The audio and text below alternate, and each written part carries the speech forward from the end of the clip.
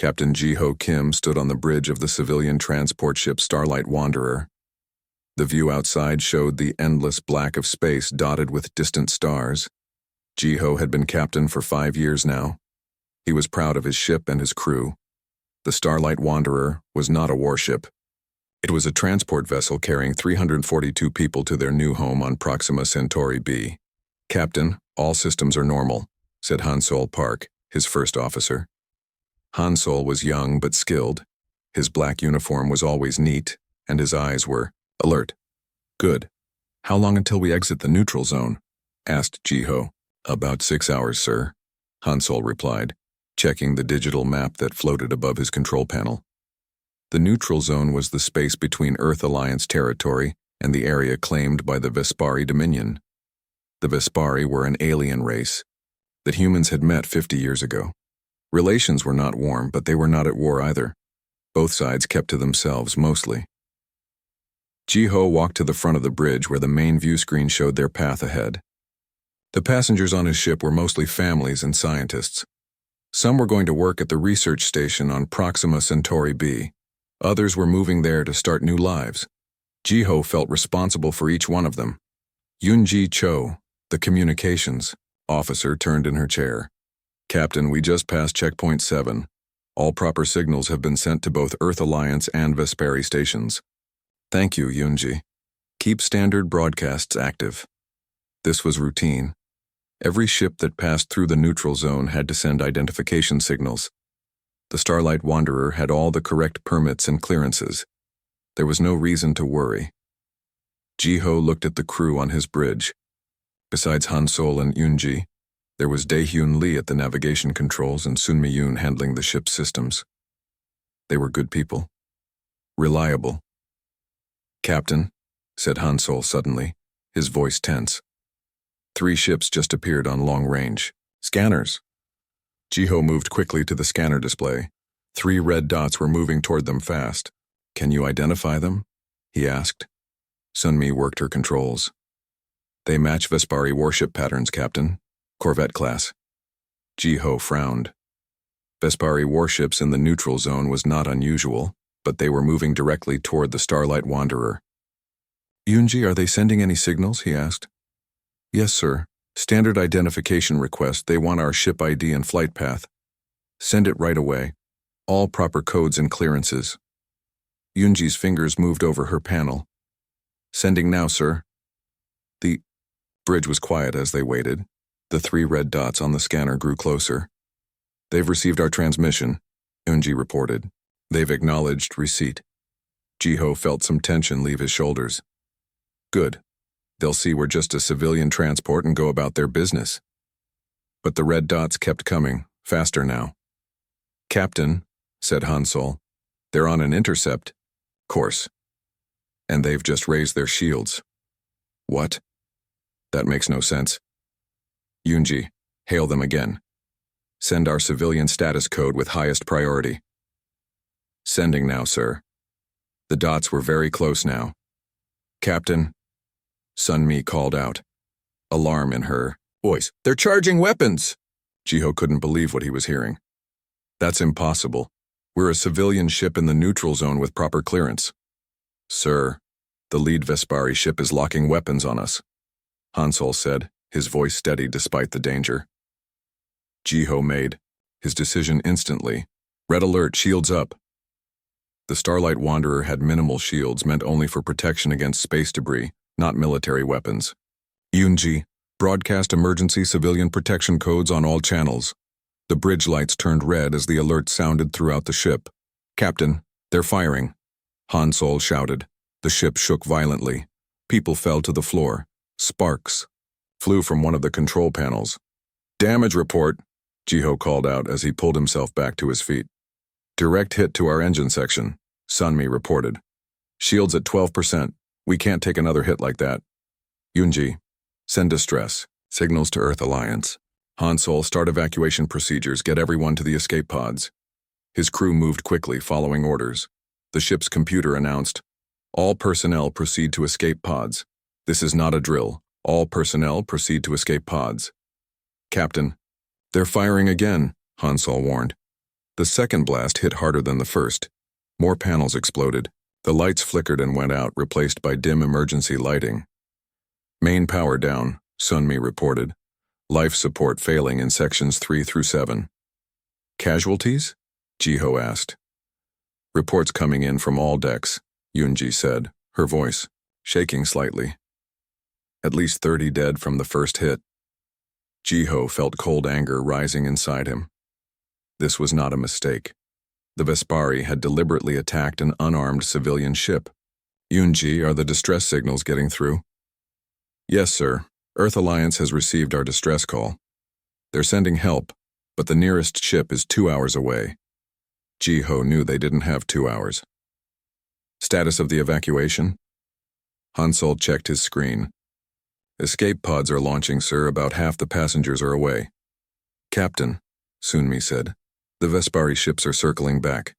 They're going to fire again. Jiho made the hardest decision of his life. Hansol, you need to go. Help coordinate. The evacuation on the lower decks. Make sure as many people get out as possible. What about you, sir? I'm staying. Someone needs to keep transmitting our position to the escape pods can be found. Jiho looked at his first officer. That's an order. Hansol hesitated, then nodded. Yes, sir. He left the bridge quickly. The rest of you go too, Jiho told his remaining bridge crew. Get to the escape pods. They didn't want to leave, but they followed orders. Soon Jiho was alone on the bridge of his dying ship. He sat at the communications station and activated the ship's log recorder. This is Captain Jiho Kim of the Earth Alliance Civilian Transport Starlight Wanderer. We have been attacked without provocation by 3 Vespari warships. We had proper clearance to travel through the neutral zone. We identified ourselves clearly. They acknowledged our civilian status, then opened fire anyway. The ship shook again as another blast hit. Warning lights flashed everywhere. Computer, transmit all ship logs, sensor data, and this recording to Earth Alliance Military Command. Jiho ordered. Transmission initiated, the computer responded. Jiho looked at the view screen. The 3 Vespari ships were visible now, their weapons glowing as they prepared to fire again. I want the record to show that the Vespari deliberately attacked an unarmed civilian vessel, Jiho continued. 273 passengers, 69 crew members. We were no threat to anyone. The ship's computer announced, transmission complete. Jiho closed his eyes briefly. At least the truth would be known. The Vespari ships fired again. This time the blast tore through what remained of the Starlight Wanderer's hull. The bridge exploded around Captain Jiho Kim in a flash of light and heat. In the darkness of space, escape pods drifted away from the wreckage. Of the 342 people who had been aboard, only 89 survived. The Vespari ships departed without offering help or retrieving survivors. They had no idea what they had just started. Admiral Tae-Woo Lee stood in the Earth Defense Command Center.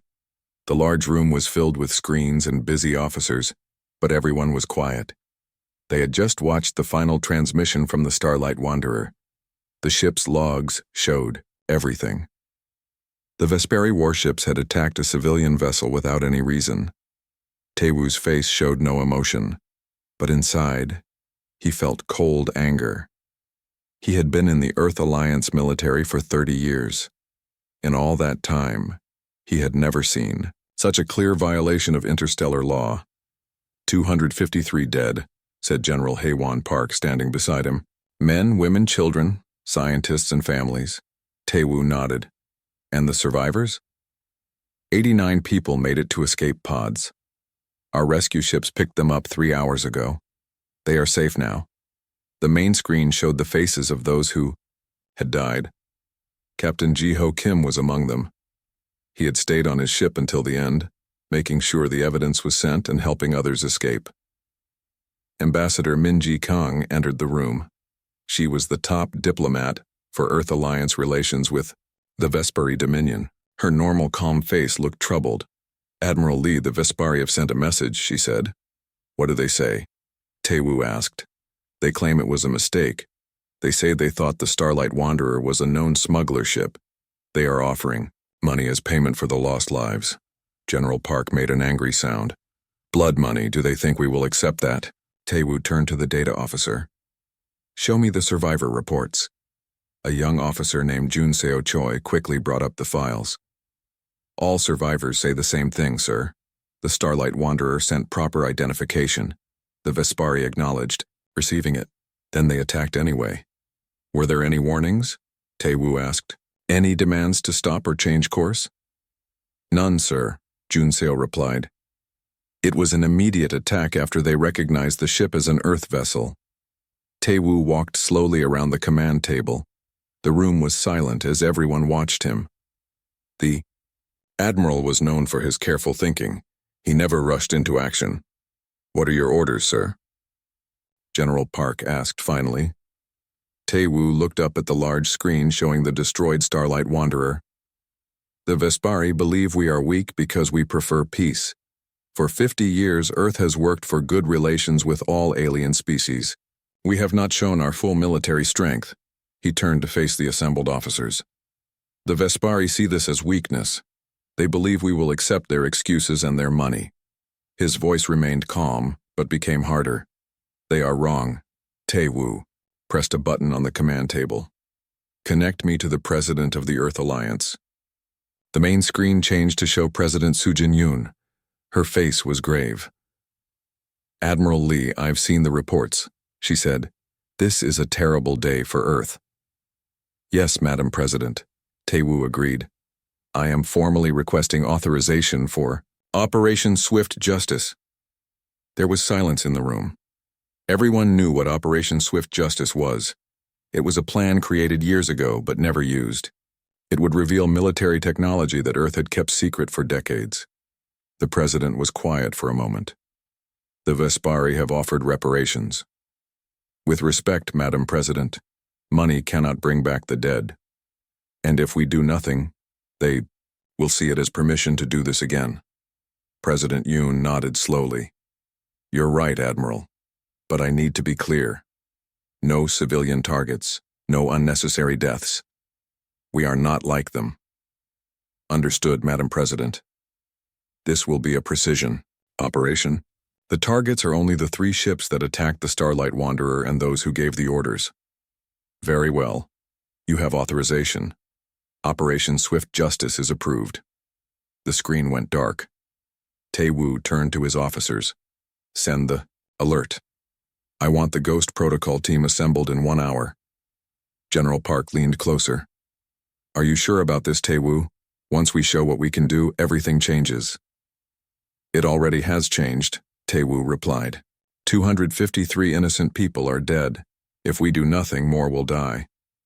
In a secret facility under the Pacific Ocean, Commander Hyun-woo Choi received the alert. He was the leader of Ghost Protocol, an elite team trained to use Earth's most advanced military technology. Technology so advanced that many thought it was just a rumor. Hyun-woo called his team together. They gathered in a secure room deep under the ocean. There were 12 of them, the best soldiers and specialists Earth had. We have been activated, Hyun-woo told them. This is not a drill. He showed them the footage from the Starlight Wanderer. The room was silent as they watched. Our mission is clear, Hyun-woo continued when the video ended. The 3 Vespari ships that did this must be neutralized. The commanders who gave the order must face justice. Subin Park, the team's intelligence officer, spoke up. Do we know who gave the order? Yes, Hyun-woo replied. Admiral Zevtak of the Vespari fleet. His ship is called the Dominion's Fist. Ji-yoon Kwon, the weapons specialist, asked the question everyone was thinking. Are we authorized to use the QPA? The QPA, Quantum Precision Array, was Earth's most secret weapon. It had never been used in actual combat. It could cut through any known shield or defense like they weren't there. Yes, Hyun-woo confirmed. Full authorization. But remember, we are not targeting civilians. We are not like them. Everyone nodded. They understood. How do we reach them? Asked Weapons Officer Do-hyun Kang. The Vespari homeworld has the strongest defenses in the quadrant. 49 orbital platforms, 3 planetary shields, and a fleet of over 100 ships. Hyun-woo smiled slightly. They think their defenses are perfect. They are about to learn they are wrong. He activated the main display, showing the Vespari home system. The 3 ships that attacked the Starlight Wanderer have returned to different bases. One is at their main fleet yard. One is at a military station near their moon. The third, Admiral Zevtak's ship, is at their homeworld. Subin added, "Our intelligence shows that Admiral Zevtak will be attending a military council meeting in 30 hours. All the top Vespari commanders will be there." "Perfect," Hyunwoo said. "That gives us time to prepare. Here is the plan." He outlined the mission. It was precisely targeted. They would use the QPA to disable the 3 Vespari ships simultaneously. Then they would extract Admiral Zevtak from the military council meeting. There would be no explosions, no collateral damage, no civilian casualties. "What about their defenses?"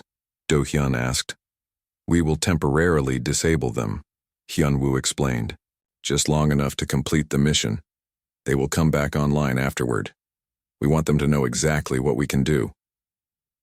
The team spent the next hours preparing.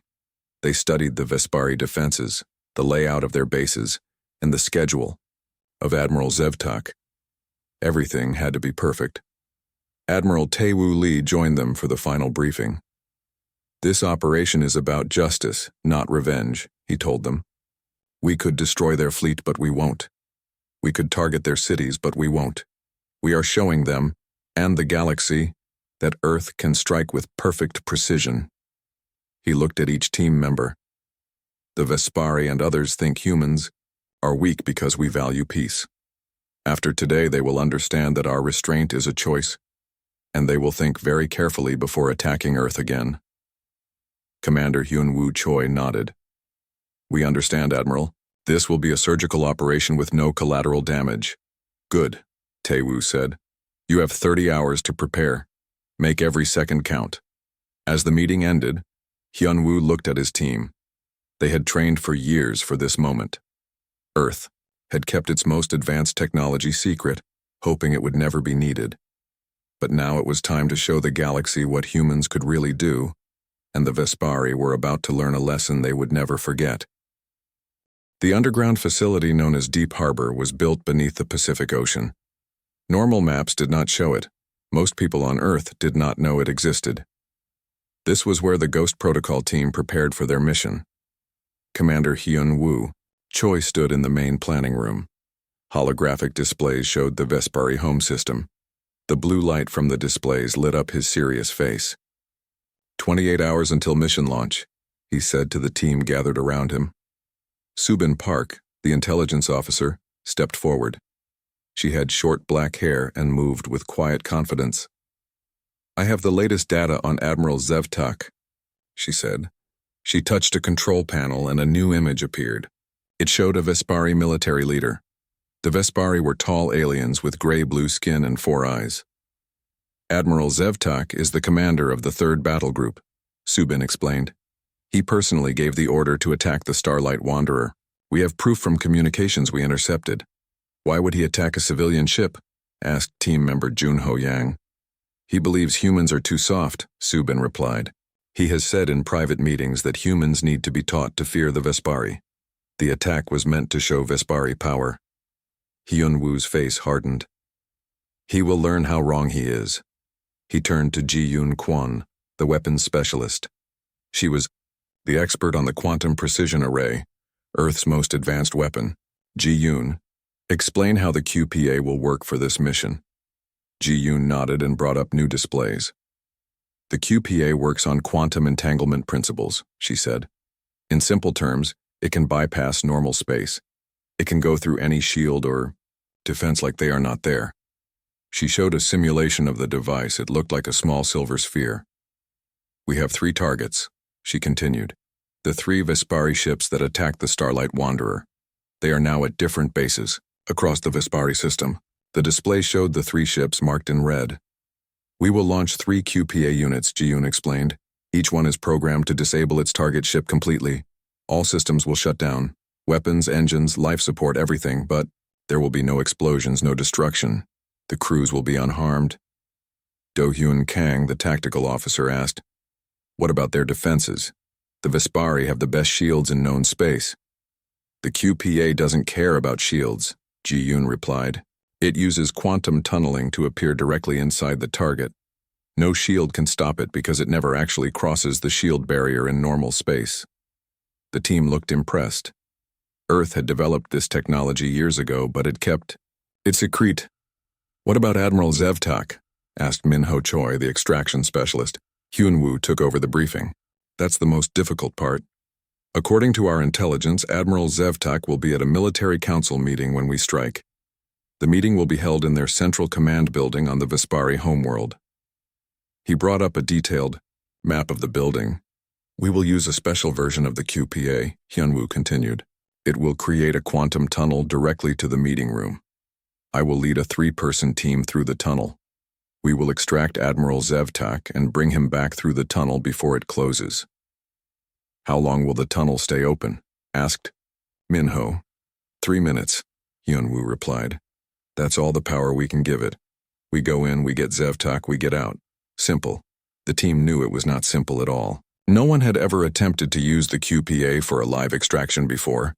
This would be the first time. What about their planetary defense system? Asked Jun-seo Kim, another team member. Hyun-woo nodded to Ji-Yoon, who brought up a new display. It showed the Vespari homeworld surrounded by defensive platforms and shield generators. This is where it gets interesting, Ji-Yoon said. We will temporarily disable their entire defense network. For exactly 5 minutes, every shield and weapon in the Vespari system will shut down. The team looked surprised. Even they had not known the QPA could do that. How is that possible? Asked Subin. The Vespari defense network runs on a single quantum communication system, Ji-Yoon explained. We found a weakness in it. We can send a signal that will cause a system-wide reset. It will come back online after 5 minutes, but that gives us enough time. Hyun-woo looked at his team. I want to be clear about something. We are not going to war with the Vespari. This is a precise justice operation. We will disable the ships that attacked our people. We will bring back the commander who gave the order, and we will show them exactly what we can do so they never attack us again. He paused, making sure everyone understood. There will be no casualties, no collateral damage. We are not like them. The team spent the next hours practicing every step of the mission. They studied the layout of the Vespari command center. They practiced moving through the quantum tunnel in special suits that would protect them during the brief journey. Admiral Tae-Woo Lee joined them for the final review. He watched as they ran through the simulation one last time. The president has asked for updates, he said to Hyun-woo when they finished. She wants to be sure this will work as planned. It will, sir, Hyun-woo assured him. We've thought of everything. Tae-Woo nodded. The Vespari sent another message. They said our silence means we accept their payment for the lost lives. They think the matter is closed. They are wrong, Hyun-woo said quietly. Yes, Tae-Woo agreed. After tomorrow they will understand that humans are not to be taken lightly. As the admiral left, Hyun-woo gathered his team for one final briefing. Get some rest, he told them. We launch in 12 hours. In his private quarters, Hyun-woo looked at a picture of his family. His wife Seo-young and their daughter Ha-yoon smiled back at him from the image. He thought about the families that had been on the Starlight Wanderer, the children who had died, the parents who would never come home. This mission wasn't just about showing Earth's power, it was about justice. It was about making sure such an attack never happened again. On the other side of the galaxy, on the Vespari homeworld, Admiral Zevtak was preparing for the military council meeting. He was pleased with himself. The humans had not responded to the attack on their ship. They had remained quiet. This proved what he had been saying all along. Humans were weak. Soon he would propose a new policy toward Earth. The Vespari would take more territory in the neutral zone. They would show their strength. The humans would do nothing, just as they had done nothing about the Starlight Wanderer. Zevtak had no idea that in less than 12 hours, he would learn how completely wrong he was. The humans were coming, and they were bringing a level of precision and technology that the Vespari could not imagine. In Deep Harbor, the countdown to Operation Swift Justice continued. On the Vespari homeworld of Vespara Prime, The day began like any other. The planet rotated peacefully beneath its 3 defensive shield layers. Orbital platforms circled above, their weapons ready to destroy any threat. The Vespari believed their world was completely safe. They were wrong. In the Central Military Command building, Admiral Zevtak walked with confident steps to the High Council chamber. Other military leaders were already seated around the large round table. General Calvor, the head of Vespari Defense Forces, nodded to him as he entered. "Admiral Zevtak, we were just discussing your recent action in the neutral zone." "General," Calvor said. Zevtak took his seat proudly. "The humans have remained silent. They have accepted our payment. Just as I predicted, they are too weak to respond. Some council members were concerned about attacking a civilian ship," said Commander Rivnar, an older Vespari with facial scars from old battles. "It was necessary," Zevtak replied. "The humans need to learn fear. Now they will not challenge our expansion into the neutral zone." General Calvor looked thoughtful. "Perhaps, but we should be careful not to underestimate them. Humans have surprised other species before." Zevtak laughed. "Their weapons cannot penetrate our defenses anyway. What could they possibly do?" At that exact moment, deep beneath the Pacific Ocean on Earth, Commander Hyunwoo Choi gave the order. "Launch Operation Swift Justice." 3 small silver spheres were activated in the launch bay of Deep Harbor. Each sphere was a quantum precision array device, programmed for a specific target. They began to glow with blue light, then vanished. In 3 different locations across the Vespari star system, the QPA devices appeared simultaneously inside the 3 warships that had attacked the Starlight Wanderer. On the Vespari ship, Blood, Harvester, docked at a space station near the system's outer planet, Captain Mevkor was reviewing attack plans when every screen on the bridge suddenly went dark. "What is happening?" he demanded. "Sir, we are losing power," his first officer reported, voice rising in alarm. "All systems are shutting down." "That's impossible. Restart the main reactor." "I can't, sir. Nothing is responding." Across the ship, every system stopped working at the same moment. Weapons, engines, shields, and computers all went silent. Only the basic life support remained active. The exact same thing happened on the 2 other ships, the Dark Talon and the Dominion's Fist.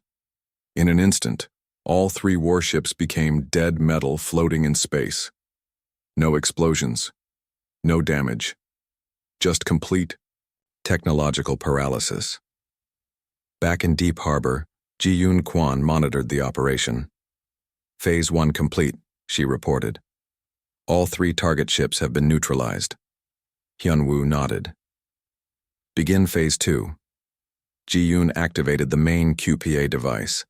This one was much larger, designed to affect the entire Vespari defense network. In space around Vespera Prime, something impossible happened. Every defense platform, every shield generator, every military satellite suddenly flickered and went offline. The 3 planetary shield layers collapsed. The entire defense network, believed to be unbeatable, simply stopped working.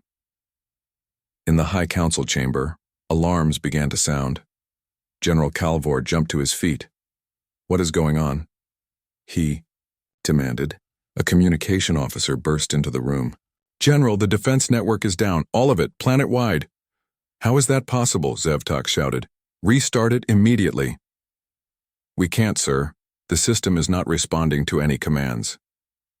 The Vespari leaders looked at each other in shock. Nothing like this had ever happened before. Their perfect defenses had failed completely. "Could it be the humans?" Commander Rivnar asked quietly. Before anyone could answer, a strange blue light began to form in the center of the council chamber. It expanded into a glowing circle about 2 meters across. 3 figures stepped through the circle of light. They wore black armor with helmets that hid their faces. Each carried a small device but no visible weapons. The Vespari guards reached for their weapons, but the weapons didn't work. Nothing electrical worked near the glowing circle. The lead figure removed his helmet. It was Commander Hyunwoo Choi. He looked directly at Admiral Zevtak. "Admiral Zevtak of the Vespari Dominion," Hyunwoo said in a clear voice. By the authority of the Earth Alliance and under the Proxima Accords, you are being detained to face trial for the unprovoked attack on the civilian transport ship Starlight Wanderer, resulting in the deaths of 253 innocent people. The council room was completely silent. The Vespari leaders could not believe what was happening. Humans here in their most secure building? It was impossible. General Calvor found his voice first. You have no right, this is Vespari territory. You lost that right when you attacked our civilians, Hyunwoo replied calmly. We are not here for war. We are here for justice. He turned to Zevtak. You will come with us. Admiral Zevtak backed away. I will not. Guards, kill them. But the guards could do nothing. Their weapons were useless. Hyunwoo checked a small device on his wrist. We have 1 minute before the tunnel closes. Please don't make this difficult. Minho Choi, one of the team members, stepped forward and pointed a small device at Zevtak. A blue light washed over the admiral and he froze in place, unable to move. This is a temporary paralysis field, Minho explained. You will not be harmed. Hyunwoo addressed the other Vespari leaders. Your defense network will reactivate in exactly 4 minutes. The 3 ships that attacked our civilian vessel will remain disabled. Admiral Zevtak will face a fair trial. Under interstellar law. He paused, looking at each alien face. The Earth Alliance does not want war. We have never wanted war. But make no mistake, we will protect our people. Today was just a small demonstration of what we can do. Minho and the 3rd team member moved Zevtak toward the glowing circle. The admiral could not resist. General Calvor stepped forward. Wait, you cannot just take him. We can and we are, Hyunwoo replied. Be grateful we only came for the one responsible. We could have done much worse. Hyunwoo backed toward the portal as Minho and the 3rd team member took Zevtak through.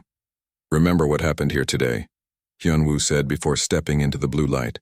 Earth values peace. But if provoked, we can strike anywhere, at any time with perfect precision. Then he stepped through the portal. The blue circle collapsed into nothing and vanished. The Vespari leaders stood in stunned silence. They had just witnessed something that should have been impossible. Their most secure building, their most powerful defenses had been bypassed like they weren't even there. Exactly 4 minutes after it had failed, the defense network came back online. Shields reactivated, weapon systems resumed. Everything returned to normal, except nothing would ever be normal again. The Vespari had just learned a terrifying truth about humans. Their peaceful nature was a choice, not a weakness. Back in Deep Harbor, Hyunwoo and his team returned through the quantum tunnel with Admiral Zevtak.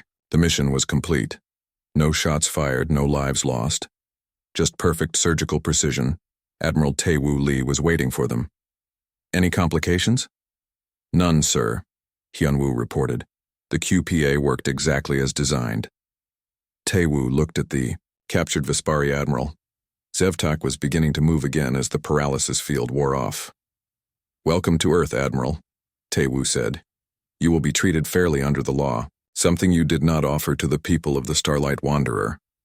Around the galaxy, the news of what had happened was already spreading. The humans had technology beyond anything previously demonstrated, and they had used it with godlike precision and restraint. Earth had made its point. No one would mistake their preference for peace as weakness again. Admiral Zevtak sat in a white room. The walls were smooth and bright. There was nothing in the room except a simple table and 2 chairs. The admiral had been there for 3 hours. No one had hurt him. No one had threatened him. They had given him water when he asked for it. This was not what he had expected from humans. The door opened. Admiral Tae-Woo Lee entered with Ambassador Minji Kang. They sat across from Zevtak at the table. How is this possible? Zevtak asked, before they could speak.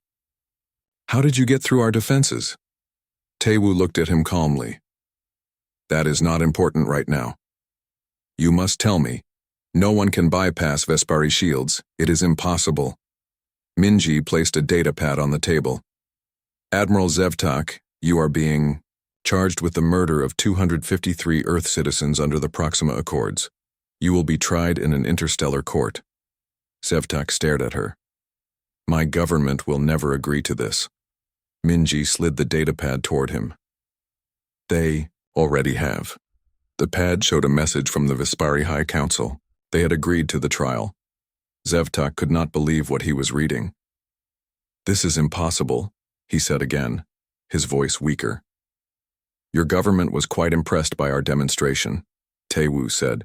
They understand the situation clearly, now. Zevtak looked up at the human admiral. You could have destroyed our ships. You could have killed me. Why didn't you? Because that is not who we are, Taewoo replied simply. Humans choose peace when we can, but we will defend our people when we must. No species has technology like you showed today, Zevtak said. How long have you had it? That is not your concern, Minji told him. What matters is that you will face justice for your actions. As they spoke across the galaxy, recordings of Earth's precision strike were being viewed by military leaders of many species. Everyone was trying to understand what they had just witnessed. On the Vespari homeworld, the High Council was in emergency session. General Calvor addressed the shaken leaders. The humans bypassed our defenses like they weren't even there, he said. They disabled our ships without firing a shot. They walked into our most secure room and took Admiral Zevtak right in front of us. Could they have done more? Asked one council member. Calvor nodded grimly. Our analysts believe they could have destroyed our entire fleet if they wanted. 2. They could have targeted our cities. Instead, they showed incredible restraint. Commander Rivnar, the oldest member of the council, spoke quietly. We have made a terrible mistake. We thought the humans were weak because they rarely show their full strength. We were wrong. What do we do now? Another member asked. We cooperate, fully with the trial of Admiral Zevtak, Calvor replied. And we reconsider our position toward Earth and the neutral zone. On Earth, President Su Jin-yoon addressed the world. The families of those lost on the Starlight Wanderer were present. Today, justice was served, the president said. Those responsible for the attack on our people will face trial under interstellar law. We have shown the galaxy that Earth can defend itself with precision and restraint. She paused, looking at the families. To those who lost loved ones, we cannot bring them back. But we can ensure their deaths were not without meaning. From this day forward, all species will know that attacking Earth citizens will bring swift and certain consequences. In New Geneva, the location of the Interstellar Court, Ambassador Minji Kang presented Earth's case before representatives from 12 species. The evidence was clear. The Vespari did not even try to deny what had happened. Admiral Zevtak was found guilty of murder and crimes against sentient beings. This marks a new chapter in interstellar relations, Minji told reporters afterward. Earth does not seek war. We have never sought it. But make no mistake, we will protect our people. She paused, making eye contact with each alien reporter. We hope this demonstration makes one thing clear. Do not mistake our preference for peace as inability to wage war. We simply choose not to, until we must. Commander Hyunwoo Choi and his team received quiet recognition for their role in Operation Swift Justice. There were no public parades or celebrations. That was not Earth's way. Instead, they returned to Deep Harbor, ready if they were needed again. Hyunwoo visited the memorial for the Starlight Wanderer. It was a simple stone wall with the names of all who had died. Captain Ji-ho Kim's name was at the top. The captain's final transmission had ensured justice for his crew and passengers. We did what we promised, Hyunwoo said quietly to the wall of names. They will never be forgotten. As he turned to leave, he saw a young woman placing flowers at the memorial. He recognized her as Ha-Yun, one of the survivors from the Starlight Wanderer. Did they pay for what they did? She asked when she saw him. Yes, Hyunwoo replied, and no one will dare do such a thing again. Ha-Yun nodded. I heard what Earth did. No destruction, no revenge, just justice. She looked at the memorial. Captain Kim would have approved. Hyunwoo smiled slightly. I think so too. In the months that followed, the Vespari withdrew from parts of the neutral zone they had claimed. They signed new treaties with Earth and other species. Their aggression toward Earth stopped completely. Other species also changed their approach to humans. Many sought new agreements and friendships. Some who had been planning moves against Earth territory quietly abandoned those plans.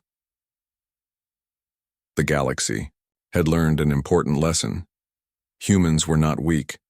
They had technology beyond what anyone had suspected. They could strike anywhere, at any time, through any defense. Yet they used this power with restraint and precision. Earth continued its peaceful path. The quantum precision array was not used again. It did not need to be. The memory of what it could do was enough to prevent future attacks. Admiral Tae Woo, Lee retired a year later. At his retirement ceremony, he spoke only briefly. "Peace is always our first choice," he said. "But peace comes from strength and wisdom used together. Earth has both. We must never forget that." Construction began on a new civilian transport ship named Starlight Remembrance. It would follow the same route as the Starlight Wanderer. It would carry families and scientists to new homes among the stars. But this time, no one would dare attack it. Captain Ji-ho Kim's daughter, Mi-suk Kim, was given command of the new ship. As she prepared for the first voyage, she visited her father's memorial one last time. "We continue your journey, Dad," she said to the stone with his name. "And now the stars are safer for everyone." Earth had shown the galaxy what humans were truly capable of. Not just their technology, but their restraint. Not just their power, but their justice. They had hit a civilian ship. Earth had hit back with God-level precision, and the galaxy would never be the same. The end.